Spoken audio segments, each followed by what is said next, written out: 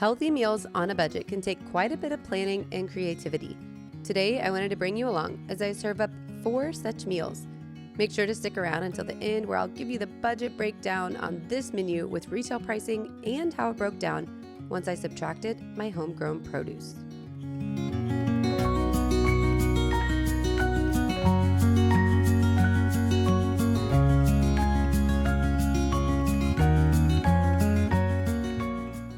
Three of the meals that I'm featuring today have the exact same advanced prep protein, and the goal is to vary the menu enough to where nobody even recognizes that we're eating the same thing all week long over and over again, or gets bored or asks me why we're eating the leftovers. So we took a trip out to the freezer and I picked up one of the last roasts that we have left from the cow that we had butchered back in the fall. This roast is going to go in on a day when we're not even eating roast. This is the actual key to the budgeting success.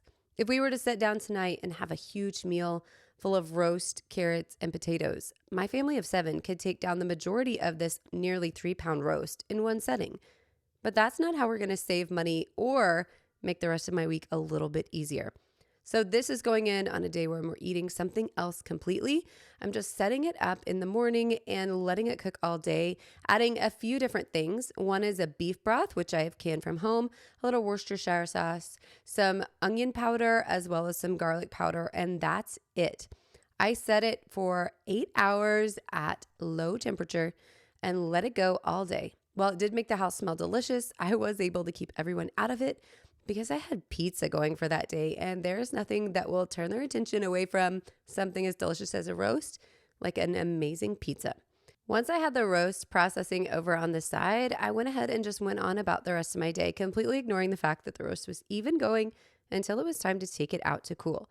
Once cooled completely, I went ahead and put this in the refrigerator and pulled it out the next day when it was time to go ahead and get started and put this plan into action. So the first thing that I wanted to make is a French dip sandwich. My kids absolutely love this, and so do I. So I was all too willing to jump in and make this one happen. We did go ahead and mix up some hoagie rolls ourselves, and I just in advance will let you know all of the links to the recipes that I'm mentioning are going to be down in the description for you below. This hoagie recipe turned out so good. The dough was really soft and pillowy. It wasn't like hard or crunchy at all, like sometimes the recipes that you make at home can be. It's also not sourdough. So this makes it easy for anyone to do.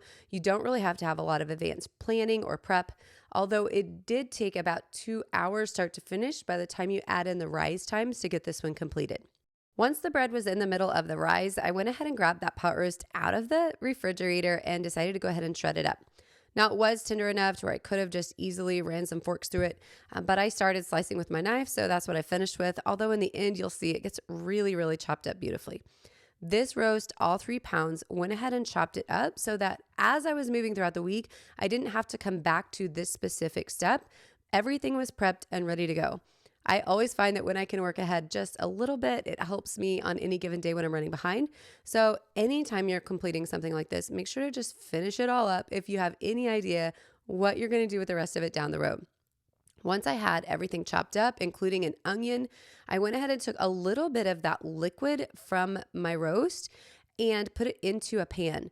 Now I'm using a nonstick pan here, so I didn't need very much, but I did need enough liquid so that the onions could have a little bit to sweat down with and still impart that flavor that I need for the meat itself. Once I had the onions in a good position over on the stove, I turned my attention to our side dish. Now, typically a sandwich served with chips would seem like a natural choice, but chips are kind of pricey right now, so I decided to go ahead and make a potato salad from our home canned potatoes. This is the ultimate cheat code for potato salad. So if you are doing it from scratch and you have to start at the beginning and cook the potatoes, it takes way longer than if you're using a pre-cooked, already canned potato. All I had to do was chop them into the size that I wanted for the potato salad and then add the additional ingredients. My kids love this as a quick side, and it really doesn't take long to throw together at all because you're cutting out all of those initial steps.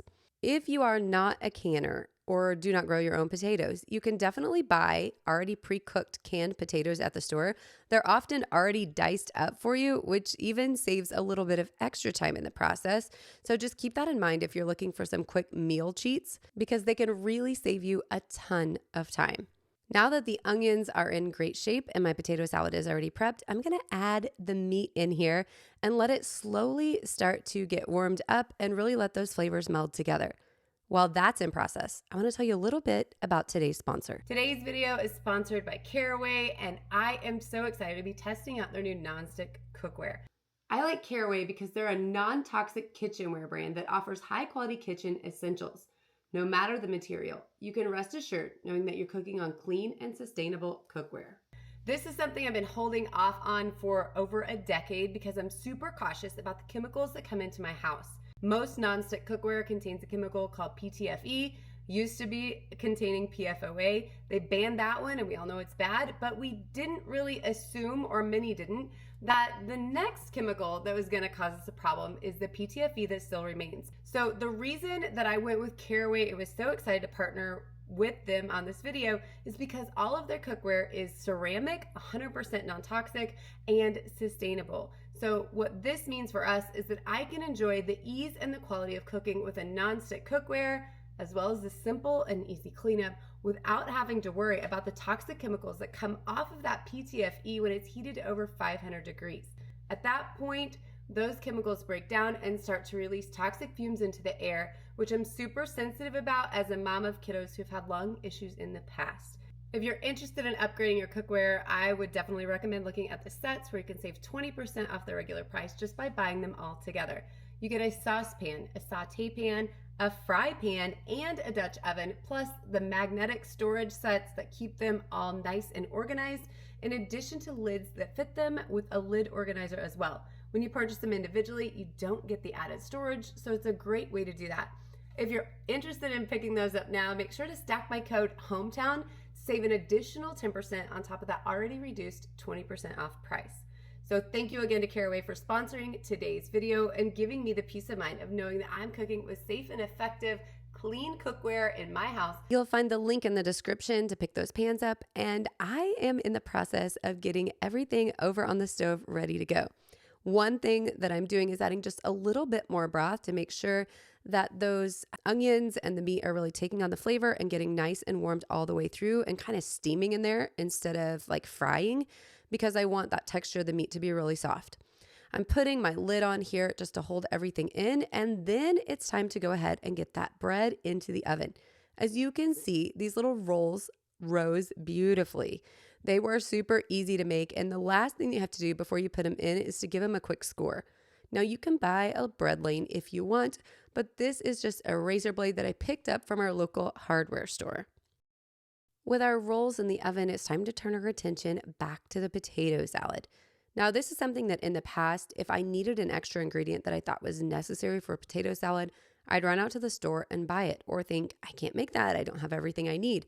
But the truth is, I made this several different ways at this point, with or without things like celery or red onions are always in the recipe. If you just have white, use them. Like, it's not really that big of a deal. I'm also making a dressing here. This is a mayo base, which is a homemade mayo, some sour cream, some Dijon mustard.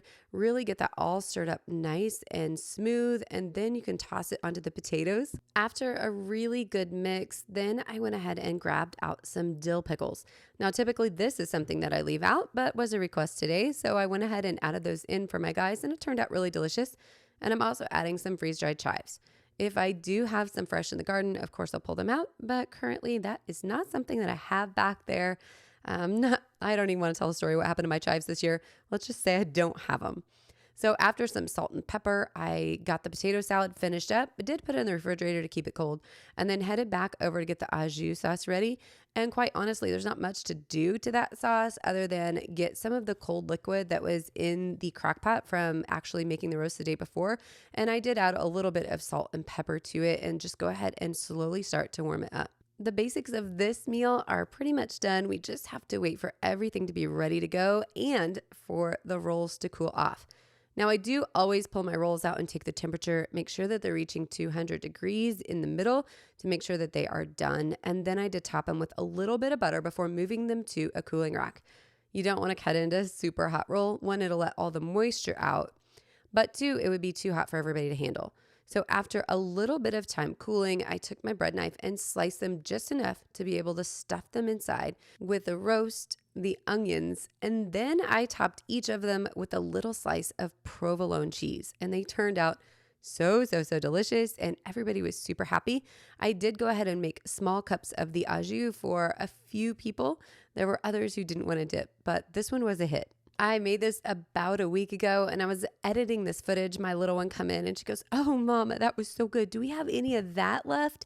So this one was definitely something that they wouldn't mind revisiting again in the future. Now, the next day, I'm pulling out an old family favorite of mine. And if you've watched for a few weeks in a row, you know that I recently talked about one of my favorites from childhood being beef stroganoff hamburger helper. I took this opportunity with the roast beef to go ahead and introduce my kids to something that I found so comforting and so delicious as a kid. But of course, I wanted to make it healthier. The very first step was to go ahead and get a pot of water boiling over on the stove. This is something that I often overlook when I am starting something of this sort, and I had to really remind myself because the recipe itself was just for the stroganoff topping and not for the noodles. So there was nothing there to remind me that I needed to do that. And so I just want to throw that out there. If you're taking a look at this recipe, make sure to go ahead and get your water started before you go ahead and slice up your onions and cut up your garlic. To get everything going over on the stove, I threw some butter in my skillet and then the onions and let them sweat down for several minutes before I added in the mushrooms. Now, if you have fresh mushrooms, of course, go for it and use them. I keep canned mushrooms on hand. The main reason is for pizza because my kids love them on pizza and it makes a fast and easy way to get the job done. But if you do have fresh, definitely go ahead and use those up. You will find a little better flavor with that. But remember, I'm comparing it to the box version of Hamburger Helper here and my memory of it from 30 plus years ago. So these canned mushrooms turned out just fine. Once I had that all warmed up, I did add in my leftover roast. I still kept out quite a bit of it because I have a third meal coming with this that might have actually turned out to be the favorite of the week. But in the meantime, while that was warming up, I mixed up a little bit of flour, Worcestershire, and some of the sauce so I could get this a little bit thickened to go back into the skillet and make that delicious, thick, rich, creamy sauce that beef stroganoff is known for. To finish it off, I'm taking about a quarter cup of sour cream here and just squeezing it directly into the pan, as well as adding some salt to make sure that the seasoning is just right. After a quick stir, it just needed a little more time to thicken up to be ready to go. So in the meantime, I grabbed those leftover rolls from the day before, brought them over to the air fryer and warmed those up with a little bit of butter on top just for an added side to go along with it. They only need a couple minutes on reheat, so it was just a really quick way to add something extra to the plate. Now, I am using an egg noodle here because that's kind of a traditional option, but use whatever noodles you have on hand or whatever noodle your family likes best. With everything complete, I just layered it up and got the kids in to do a taste test. It was an absolute hit for some. Others thought it was pretty good, but maybe not their favorite of the week. But for me, it hit the sweet spot of being a great reminder of my childhood and turning them on to something that I enjoyed when I was their age. This next meal is one that I have promised for a couple weeks to not just you, but also to my kids. So we were really happy to get this out and put together. If you notice here, I'm using frozen tomatoes, which I talked about on my food preservation upload from a week ago. If you haven't seen it, make sure to check it out at the end. It's definitely the most simple way to preserve food and also is really easy to pull out anytime that you want to make a homemade tomato soup. I'm putting these tomatoes straight from frozen on my baking sheets into the oven to roast them off. You can add onions if you like, or even garlic, but I wanted the roasted flavor of the tomatoes, and I also wanted to avoid the onions swimming in the juice that comes off of the tomatoes as they warm up and begin to roast. You will see in a little bit exactly how much juice that is, but it is enough to where I didn't actually need the vegetable or chicken stock that the recipe calls for because I was able just to incorporate back a portion of the liquid that came off of the tomatoes. Now with that all done, I shoved the onions over into my Dutch oven and let them cook down until they were translucent before adding a little bit of flour, just a couple tablespoons here, to go ahead and start making a roux so that the soup would have something to thicken into. Now check out these tomatoes.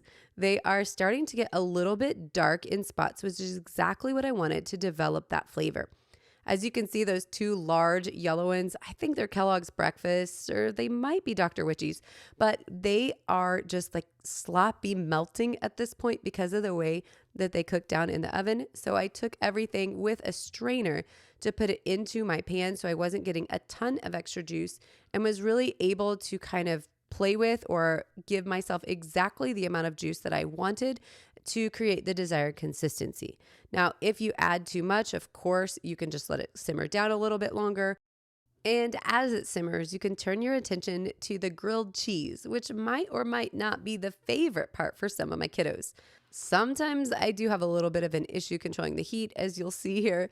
The bottom of these got a little extra toasty, but my best tip for the kids is just to make sure that is the face downside when you serve it, right?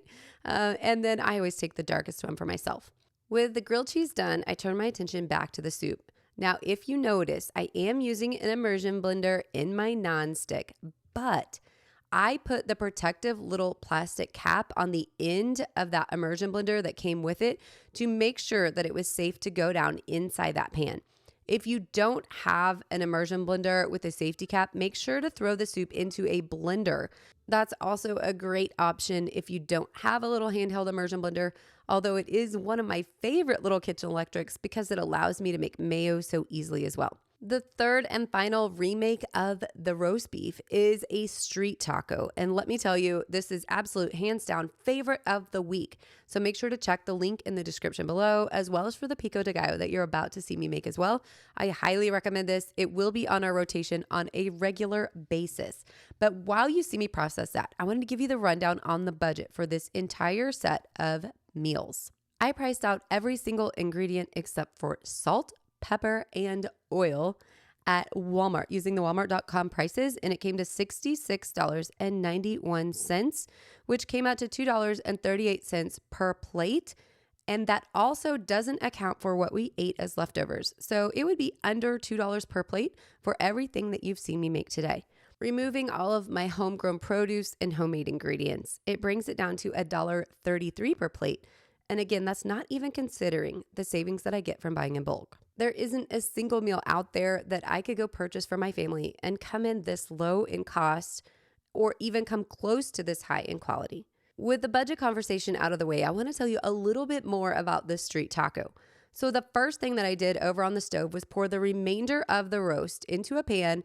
I added about a half cup of salsa. The recipe actually calls for a salsa verde, but I didn't have any, and just a regular salsa that I make here at home worked out beautifully.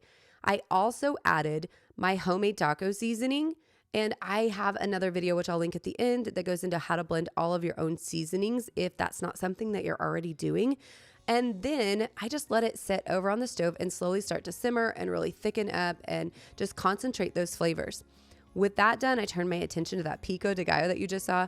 Huge hit, definitely recommend. And then warmed up taco shells over on the griddle. That's all there is to it, and it turned out absolutely delicious. You also notice you've seen me using my caraway plans the entire time. I have absolutely loved them, and I want to remind you again, if it is something you're interested in, make sure to check the link in the description and save with your extra 10% by using my code HOMETOWN off of their already reduced pricing. From my house to yours, I want to thank you for stopping by and having dinner with us. Please drop any questions below, and I hope to see you back soon.